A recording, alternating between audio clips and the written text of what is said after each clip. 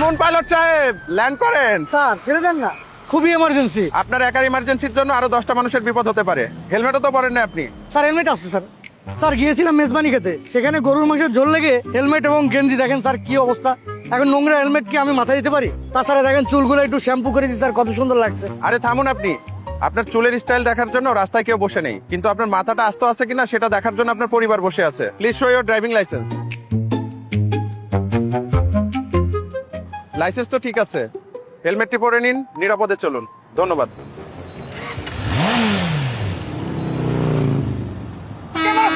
এই যে ভাই, এটা কি আপনার ড্রয়িং রুম নাকি পার্ক?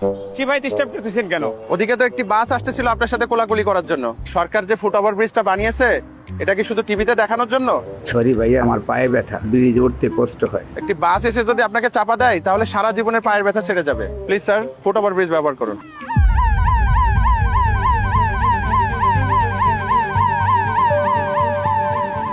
ড্রাইভার ভাই, কিছু একটা করেন না, বাবার অক্সিজেন লেভেল তো কমে যাচ্ছে, আমাদের দ্রুত হসপিটালে পৌঁছাতে হবে। কি করবো আপা, সামনে পিছনে কারো এক চুলো লড়তেছে না।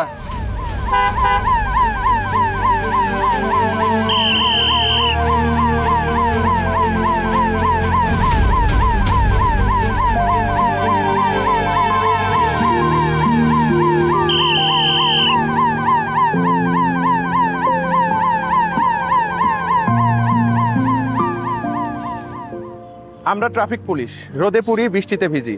অনেকে আমাদের দেখলে বিরক্ত হন, তারপরও আমরা এখানেই দাঁড়িয়ে থাকি, কারণ আপনার প্রিয় স্বজনটি যেন সঠিক সময়ে তার গন্তব্যে পৌঁছাতে পারে। কোনো পরিবারই যেন পথেই তার স্বজন না হারায়। ট্রাফিক পুলিশ আপনার শত্রু নয়, আপনার বন্ধু।